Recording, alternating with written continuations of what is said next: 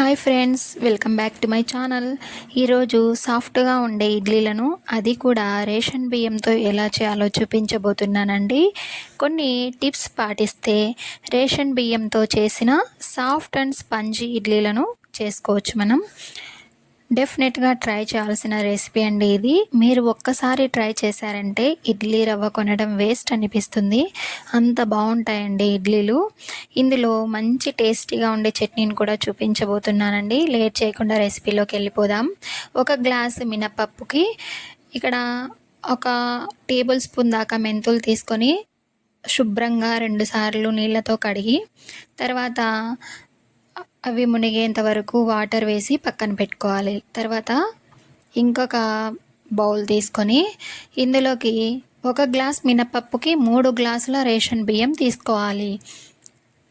3 గ్లాసుల రేషన్ బియ్యం అయితే మనకు పర్ఫెక్ట్గా సరిపోతుందండి. చూసారు కదా, ఈ రేషన్ బియ్యాన్ని కూడా మంచిగా క్లీన్ చేసుకొని 3-4 సార్లు తర్వాత మంచినీళ్ళు పోసుకొని ఇలా 2 సపరేట్గా మినపప్పు అండ్ రేషన్ బియ్యం సపరేట్గా నానబెట్టుకొని కనీసం అంటే 5 అవర్స్ నానాలండి. ఇలా పైన ఎప్పుడైతే మనకి నురగలాగా ఏర్పడుతుందో, చూసారు కదా పైన నురగ అనేది ఎలా వచ్చిందో ఇలా రావాలి. ఇలా వచ్చిన తర్వాత అప్పుడు మనకి అవి మంచిగా నానినట్టు అర్థమవుతాయి అన్నమాట. తర్వాత అదే గ్లాస్తో ఒక పావు గ్లాసు అటుకులు, కొద్దిగా దలసరిగా ఉండే అటుకులను తీసుకోండి. ఇక్కడ అటుకులు తీసుకొని ఒక 5 మినిట్స్ ముందు నానబెట్టుకోవాలన్నమాట. 5 మినిట్స్ ముందు నానబెట్టుకుంటే అటుకులు చక్కగా నానిపోతాయండి. శుభ్రంగా వాష్ చేసుకొని ఒక 2 సార్లు 5 మినిట్స్ ముందు నానబెట్టుకోండి. తర్వాత మిక్సీ జార్ తీసుకొని ముందుగా మనం నానబెట్టుకున్నటువంటి మినపప్పుని వేసుకొని కొద్దిగా వేసుకొని మిక్సీ పట్టుకోండి. తగినన్ని వాటర్ వేసుకొని ఎంత వీలైతే అంత మెత్తగా మిక్సీ పట్టుకోండి. చూసారు కదా, ఎంత మెత్తగా మిక్సీ పట్టుకుంటే ఇడ్లీలు అంత సాఫ్ట్గా వస్తాయన్న విషయాన్ని మీరు ఇక్కడ గుర్తుంచుకోండి. ఇలా మంచిగా మిక్సీ పట్టుకున్న తర్వాత ఇదంతా ఒక పెద్ద బౌల్లోకి ట్రాన్స్ఫర్ చేసుకోండి. చూసారు కదా, కన్సిస్టెన్సీ ఇలా ఉండాలి. ఇలా అంత మంచిగా మిక్సీ పట్టుకున్న తర్వాత పప్పునంతా ఒక బౌల్లోకి వేసుకొని ఇప్పుడు అదే మిక్సీ జార్లో ముందుగా మనం నానబెట్టుకున్నటువంటి అటుకులు కొద్దిగా వేసుకొని తర్వాత నానబెట్టుకున్న బియ్యం కూడా వేసుకొని అందులోకి కొద్దిగా వాటర్, అంటే ఇక నేను బియ్యం మునిగేంత వరకు వాటర్ తీసుకున్నాను అనమాట. ఇంకొద్దిగా తక్కువ, మీకు మిక్సీలో ఎన్ని పడతాయో అన్ని తీసుకోండి. ఇదిగోండి ఇలా వాటర్ తీసుకున్నాను. తర్వాత మిక్సీ పట్టుకోవాలి. ఇలా రవ్వగా రావాలన్నమాట. మరీ మెత్తగా మిక్సీ పట్టద్దండి, రవ్వగా రావాలి, గుర్తుపెట్టుకోండి. మొత్తం మిక్సీ పట్టుకున్న తర్వాత నేనైతే ఇక్కడ 2 టేబుల్ స్పూన్ల దాకా గోధుమ నూకని యాడ్ చేస్తున్నాను అనమాట. ఇది యాడ్ చేయడం వల్ల ఏమవుతుందంటే ఇడ్లీలు అన్నవి మనకి ఇంకా కొద్దిగా రవ్వగా కొంచెం సాఫ్ట్గా రానికి హెల్ప్ అవుతుంది. పక్కా 2 టేబుల్ స్పూన్ల గోధుమ నూకని యాడ్ చేసుకోండి. యాడ్ చేసుకొని ఇలా అంతా ఒకసారి మిక్స్ చేసుకోవాలి. బాగా మిక్స్ అవ్వాలన్నమాట గోధుమ నూక ఇందులో. ఇలా మంచిగా మిక్స్ అయిన తర్వాత ఇది కనీసం అంటే మనము 7 to 8 అవర్స్ ఒక నైట్ అంతా అయినా కానీ పుల్లయి పెట్టుకోండి. ఎంత బాగా పులిస్తే ఇడ్లీలు అంత సాఫ్ట్గా వస్తాయన్న విషయాన్ని గుర్తుంచుకోండి. చూసారు కదా, ఇలా మంచిగా మిక్స్ చేసుకున్న తర్వాత ఒక నైట్ అంతా ఫార్మెంటేషన్ చేయండి. ఇలా మొత్తం నేను కొద్దిగా చిన్న గిన్నె తీసుకున్నాను, అందుకే ఇలా పిండి అంతా పైకి పొంగిపోయింది. మీరు ఈ మిస్టేక్ చేయొద్దండి, కొద్దిగా పెద్ద గిన్నె తీసుకోండి. ఇలా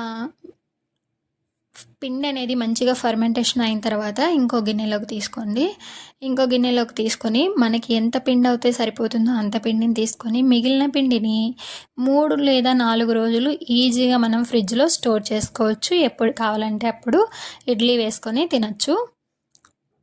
ఈ ఇడ్లీలు నార్మల్ ఇడ్లీల కన్నా చాలా టేస్ట్ ఉంటాయండి. రవ్వతో చేసుకున్న ఇడ్లీల కన్నా ఈ బియ్యం నూకతో చేసుకున్న ఇడ్లీలు చాలా టేస్ట్ ఉంటాయి. మీరు ట్రై చేసి నాకు తప్పకుండా కామెంట్ చేయండి ఎలా వచ్చిందనేది. చూసారు కదా, ఎంత పిండి అవసరమో అంత పిండి తీసుకొని మిగిలింది ఫ్రిడ్జ్లో స్టోర్ చేసుకోవచ్చు. మనం తీసుకున్న పిండిలో కావలసినంత ఉప్పు వేసుకొని అంతా కూడా ఒకసారి మంచిగా కలుపుకున్న తర్వాత ఇడ్లీ పాత్రలు తీసుకొని అందులోకి కొద్దిగా ఆయిల్ అప్లై చేసి ఇలా అన్నిట్లో ఇడ్లీలను వేసుకొని మనం స్టాండ్లో ఫస్ట్ వాటర్ని హీట్ చేసుకోవాలి. ఇడ్లీ స్టాండ్లో వాటర్ హీట్ అయిన తర్వాత మనం ఇడ్లీలు వేసుకున్నవన్నీ కూడా స్టాండ్లో పెట్టేసి కనీసం నాకు ఇక్కడ 10 మినిట్స్ పట్టిందండి కుక్ అవ్వడానికి. 10 to 12 మినిట్స్ పడుతుంది. మీడియం ఫ్లేమ్లో కుక్ చేసుకున్నాను. చూసారు కదా ఇడ్లీలు సాఫ్ట్గా వైట్గా అసలు ఎంత బాగా వచ్చాయో. మీరు కూడా తప్పకుండా ఒకసారి ట్రై చేయండి.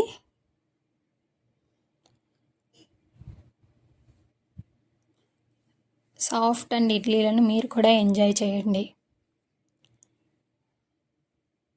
మృదువైన ఇడ్లీలు చాలా బాగుంటాయండి. ఇందులోకి కాంబినేషన్ చట్నీ కూడా చూపించబోతున్నాను. ఒక కడాయి పెట్టి అందులో ఒక 4-5 పచ్చిమిర్చీలను ఇలా తుంచుకొని వేసుకోండి. తర్వాత అందులోనే సన్నగా తరిగినటువంటి ఒక పెద్ద ఉల్లిపాయను కూడా వేసుకొని మంచిగా ఫ్రై చేసుకోండి. ఇలా మంచిగా ఫ్రై అయిన తర్వాత ఇంకో కడాయిలో పల్లీలను వేసి మంచిగా లో ఫ్లేమ్లో పెట్టి వేపుకోండి. ఇలా వేపుకున్న తర్వాత మిక్సీ జార్ తీసుకొని అందులోకి కొద్దిగంత ఎండు కొబ్బరి, వేయించి పెట్టుకున్న పల్లీలు, జీలకర్ర, ఉప్పు వేసి మనం మంచిగా గ్రైండ్ చేసుకున్న తర్వాత ముందుగా మనం వేయించి పెట్టుకున్నాం కదా అవన్నీ వేసి చింతపండు, 2 వెల్లుల్లి రెబ్బలు వేసి మిక్సీ పెట్టుకోవడమే. చట్నీ అనేది రెడీ అయిపోతుందండి. ఇంకా పోపు వేసుకోవాలి. ఆయిల్ వేసి ప్యాన్ పెట్టి ఆయిల్ వేసి అందులోకి పోపు దినుసులు వేసి ఫ్రై అయిన తర్వాత కరివేపాకు కూడా వేసుకోవాలి. నా దగ్గర పచ్చి కరివేపాకు అవైలబుల్లో లేదండి, ఎండు కరివేపాకే వేస్తున్నాను. తర్వాత ఒక 2 ఎండుమిర్చీలను కూడా చుంచుకొని వేసి ఈ పోపునంతా చట్నీలోకి ట్రాన్స్ఫర్ చేసుకోవడమే. మీకు వీడియో నచ్చితే లైక్ చేసి, షేర్ చేసి, సబ్స్క్రైబ్ చేయండి. Thanks for watching.